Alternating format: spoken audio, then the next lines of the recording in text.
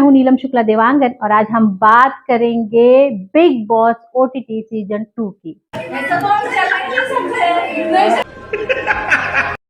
Italy तुम अपने घर में अपने माँ बाप से भी बात करते होंगे, तुम अपनी माँ पे तन के जाते होंगे। 101%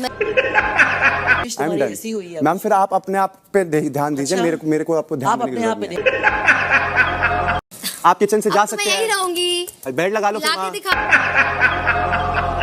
जी हाँ, बिग बॉस ओटीटी सीजन 2 की और साथ ही उस सीजन की भी जो यूट्यूबर इस समय यूट्यूब पर चला रहे हैं।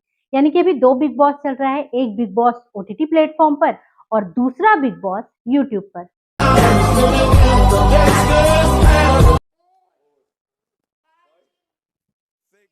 यकीन नहीं हो रहा है तो इस वीडियो में लास्ट तक बने रहिए। मैं ये साबित कर दूंगी कि ये पूरी तरह से सच है और दो बिग बॉस इस समय रन कर रहे हैं। वैसे जब मैंने इस बिग बॉस को लेकर पहला वीडियो बनाया था, उसके बाद मैंने सोचा था कि इस पर मैं कोई वीडियो नहीं बनाऊंगी क्योंकि मुझे कुछ खासा पसंद नहीं आ रहा था कंटेंट जो है बिग बॉस का। लेकिन बिग बॉस तो बिग बॉस कह रहा है, इसके मेकर्स तो इसके मेकर्स कह रहे हैं, कोई ना कोई ऐसा बहाना दे देते हैं कि आपको वीडियो बनाना पड़ जाता है। तो इसीलिए मैं ये वीडियो लेकर आई हूँ और आपको बताने की कोशिश करूंगी कि कैसे बिग बॉस के मेकर्स दर्शकों की सी काटते हैं। जी हाँ, इस बार इतनी लगेगी कि आपकी मदद लगेगी। जी हाँ, ये अब्यूसिंग लैंग्वेज है और मैं इस्तेमाल नहीं कर सकती, इसीलिए मैं एक शब्द इस्तेमाल कर रही हूँ। लेकिन बिग बॉस दर्शकों के साथ यही कर रहे हैं। पहले एपिसोड से ये बात साबित हो गई थी जब इस बार होगा बिग बॉस ओटीटी का हैंगओवर। भैया इनका ओपनिंग एपिसोड ही इतना बोर, इतना बकवास था। मुझे तो एक चीज समझ में नहीं आई कि सलमान खान ने पूरे टाइम चश्मा क्यों चढ़ा रखा था। आपको पता है, आपको पता है, आप मेरे बचपन का प्यार है, जवानी का पसंद और बुढ़ापा का सहारा है। नहीं सल्लू मियां, आप सो ही नहीं पाए थे। इस बार होगा बिग बॉस ओटीटी का हैंगओवर। Hangover, hangover. चलिए शुरुआत से शुरू करते हैं। पहले एपिसोड में ही दर्शकों के वोटिंग की धज्जियां उड़ाते हुए इन लोगों को यह अधिकार दे दिया कि जो दर्शकों ने तय किया है नंबरिंग, उसको हटाकर आप अपनी नंबरिंग दे दो। बेचारे जो अभिषेक मल्हान यानी कि फुकरा इंसान और पुनीत सुपरस्टार को पहली और दूसरी पोजीशन मिली थी, उसको इन लोगों ने बदल दिया। अब क्या खुन्नस थी इनको, क्या चिढ़ थी, ये तो पता नहीं, लेकिन इनकी खुन्नस साफ नजर आ रही थी। और आपने जज बनाया भी किसको? इनको। ये तो हमेशा चिढ़े ही रहते हैं। और दूसरी ये, हाँ भाई, ये वही है जो अजरुद्दीन के साथ बस बस बस आप समझ गए ना किस उसमें फंसे थे। हालांकि अब तो इन्हें क्लीन चिट शायद मिल चुकी है, लेकिन इनको इसका जज बनाया जाना आपको लगता है सही था? खैर, और इन्हीं के बीच में आपने एक ऐसी जज भी बिठा रखी थी जो दरअसल प्रतिभागी थी। मतलब एक प्रतिभागी दूसरे प्रतिभागियों के भविष्य का फैसला कर रही थी। वाह बिग बॉस, वाह, कमाल कर दिया। और दर्शकों से जो आपने वादा किया था, वो जो आपने ट्रेलर में गाने चलाए थे, अब आपकी बारी है। आप तय करेंगे बिग बॉस में कौन रहेगा कौन नहीं। वहां पर तो आपने दर्शकों का काट दिया बिग बॉस। इस बार इतनी लगेगी कि आपकी मदद लगेगी। चलिए आगे बढ़ते हैं। पहले दिन ही आपने पुनीत सुपरस्टार को निकाल दिया। आपको लगा कि आपका ये कदम आपको टीआरपी देगा, लेकिन आपकी टीआरपी डाउन चली गई। वहीं पुनीत सुपरस्टार के फॉलोवर्स बढ़ गए बिग बॉस से निकलने के बाद। पता है ना, बिग बॉस के मेकर्स जो फायदा आपको मिलना चाहिए था पुनीत सुपरस्टार ले गया। अब कवायद आप ये चला रहे हैं कि पुनीत सुपरस्टार को वापस बुला लिया जाए, और पुनीत सुपरस्टार मान ही नहीं रहे हैं वापस आने के लिए।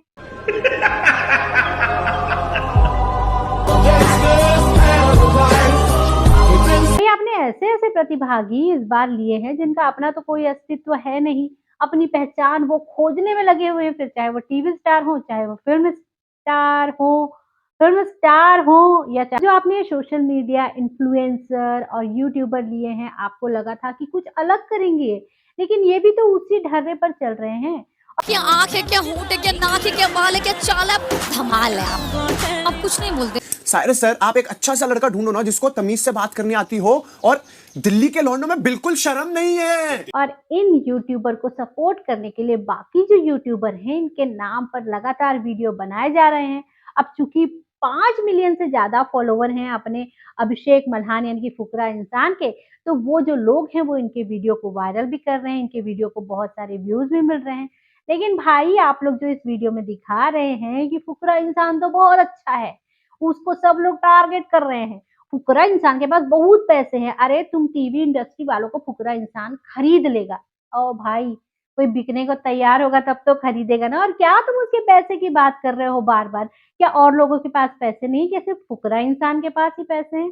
और जिस तरह से तुम उसे डिफेंस करते हो कि भाई इसने भी उसको टारगेट किया, पूजा भट्ट ने टारगेट किया और अविनाश ने उससे ऐसा कह दिया कि तुम्हारा फुकरा इंसान किसी को टारगेट नहीं करता। बेबी का कौन करता है उसे टारगेट? जिसको खाना है वो खाए, थैंक यू सो ऐसा खाना खाना ही नहीं। Thank you so much. जो इतनी बदतमीजी से खाना बना उसका खाना ही नहीं खाना। और एक वीडियो जो काफी लोगों ने बनाया है कि फलकनाथ जो है वो पड़ोस वाली आंटी हैं जो चुगलियां करती रहती हैं। ओफो, तुमने अभिषेक मल्हाने की फुकरा इंसान को तो सुना ही नहीं लगता है। पड़ोस वाली आंटी तो वो भी है, वो भी तो पूरे टाइम चुगली करता है। साइरस सर, आप एक अच्छा सा लड़का ढूंढो ना जिसको तमीज से बात करनी आती हो, और दिल्ली के लौंडों में बिल्कुल शर्म नहीं है। और उसका हॉट टॉपिक ऑलवेज होता है बेबिका। बेबिका से लड़ना, बेबिका के बारे में बात करना, बेबिका कुछ भी मायने नहीं रखती कहना, लेकिन बात बेबिका के बारे में ही करना। यही कर रहा है अभिषेक मल्हान। आप किचन से जा अब तो मैं सकते यही हैं, रहूंगी। बेड लगा लो, फिर हिला के वहाँ दिखाओ, बेड लगा लो वहाँ। हिला के दिखाओ। मुझे तो लगता है कि अगर बेबिका ना हो तो फुकरा इंसान के पास तो कंटेंट ही खत्म हो जाएगा, वो तो कुछ बात ही नहीं कर पाएगा। उसकी तो सुबह ही बेबिका के साथ होती है, बेबिका के टॉपिक के साथ होती है, और शाम को बेबिका से लड़ते हुए वो सोता है। तो भाई वो करेगा क्या अगर बेबिका चली जाएगी? और जिस तरह से वो कहता है ना, मेरे लिए तो वो मायने ही नहीं रखती, पर बात उसी की करता है। अब भाई फुकरा इंसान, हमने सोचा था कि आप यूट्यूबर हो, आप आओगे तो कुछ नयापन लेकर आओगे बिग बॉस में, लेकिन आप तो उन्हीं पुराने लोगों की तरह ही बिहेव कर रहे हो। आप भी ग्रुपिज्म बना रहे हो। पहले आपने सोचा एक ग्रुप बनाए, वहां फायदा नहीं दिखा, दूसरा ग्रुप बनाए।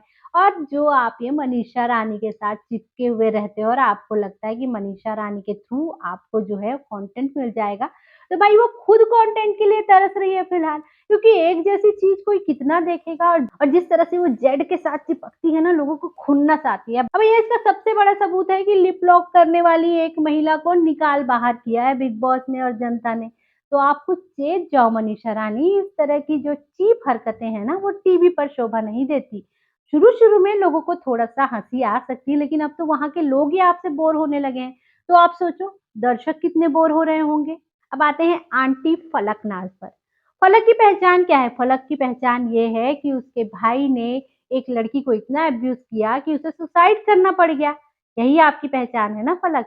और आप यहाँ दिखाती ऐसे हैं जैसे आप बहुत महान कलाकार, महान इंसान हैं।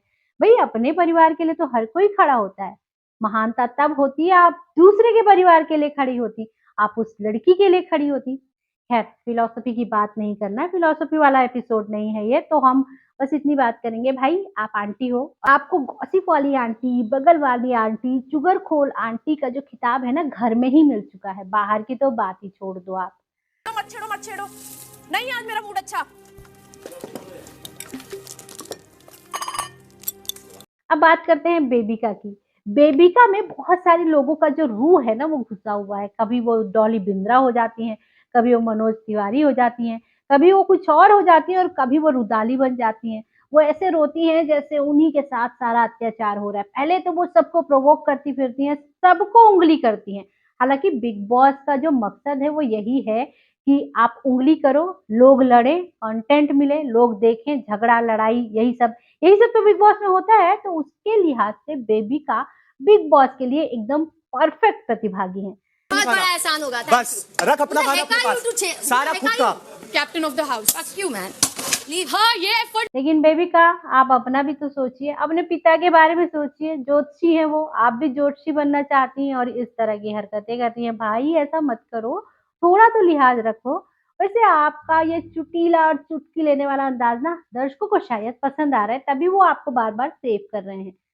तो आपकी मर्ज़ी, आपको जैसे रहना है, लेकिन ये मेरी सलाह थी कि भई बी अ ह्यूमन बीइंग बनकर रहिए। शायद ये सलाह आपको सलमान खान भी ना दे पाए। लगा लो फिर हिला के वहाँ, दिखाओ, बेड लगा लो वहाँ। हिला के दिखाओ। इतना पाप तो हम करेंगे ही नहीं। आ और आप घर की प्रिंसिपल की बात करेंगे हम। घर की प्रिंसिपल कौन है?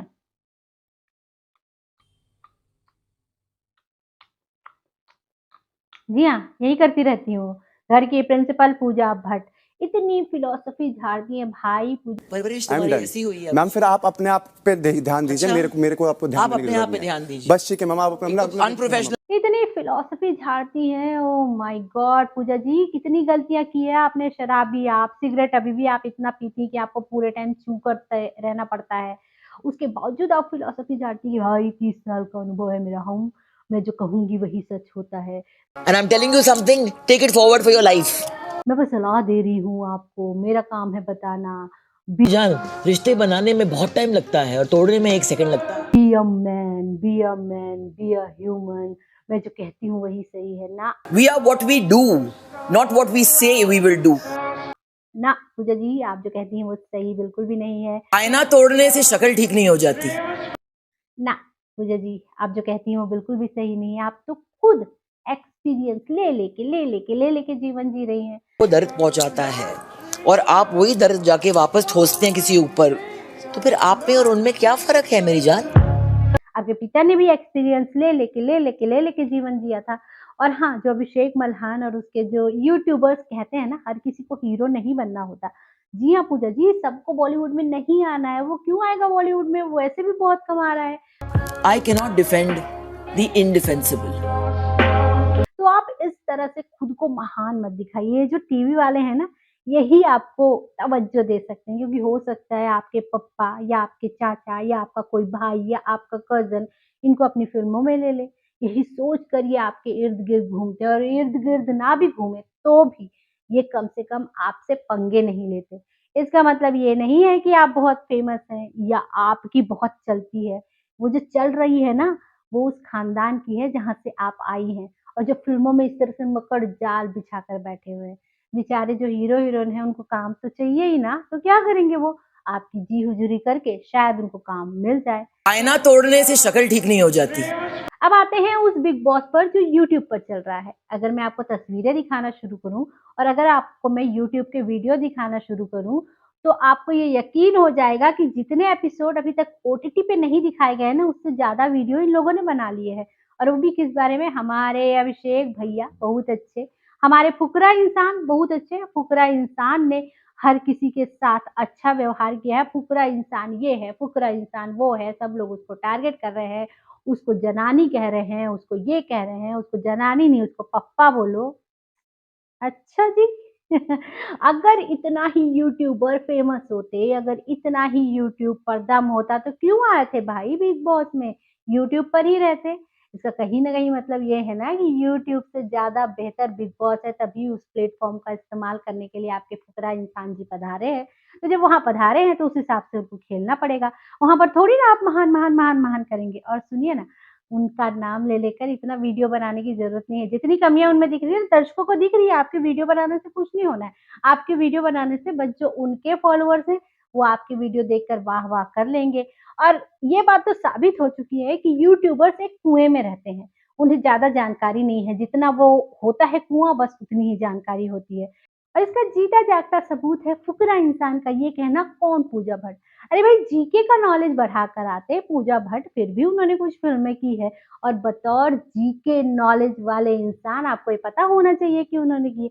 बट आपने कहा कौन? पूजा भट्ट। तो वहीं पर ये समझ में आ गया कि भैया आप सिर्फ़ यूट्यूब पर बने रहो, आप वो गिफ्ट खोलो, आप वो तरह-तरह के लोगों को आइडियाज़ दो, तरह-तरह से उनसे काम करवाओ, लेकिन आपको आस-पास क्या हो रहा है इसकी जानकारी नहीं है। भाई बिग बॉस का ज़िक्र तो ऐसा है कि हरि अनंत हरि कथा अनंता। जितनी देर बात करते जाओगे बात होती जाएगी। मैंने कहा ना, यूट्यूब पर इतने एपिसोड बन चुके हैं जितने अभी तक ओटीटी प्लेटफ़ॉर्म पर नहीं आए हैं। तो बस यही हम भी कर रहे हैं, लेकिन यहाँ पर आपको ये बताना बहुत ज़रूरी था कि कैसे यहाँ पर एक माहौल बनाया जाता है, अंदर भी और बाहर भी, किसी एक इंसान को अच्छा दिखाने के लिए। लेकिन आपको अगर इस तरह से कोई भी अपनी सोच बनानी हो तो पहले एपिसोड देखिए, इंसान को देखिए, उसके बाद बनाइए। यूट्यूब देखकर बिल्कुल भी सोच मत बनाइएगा। तो आज के लिए बस इतना ही। मुझे यानी नीलम शुक्ला देवांगन को दीजिए इजाजत। नमस्कार।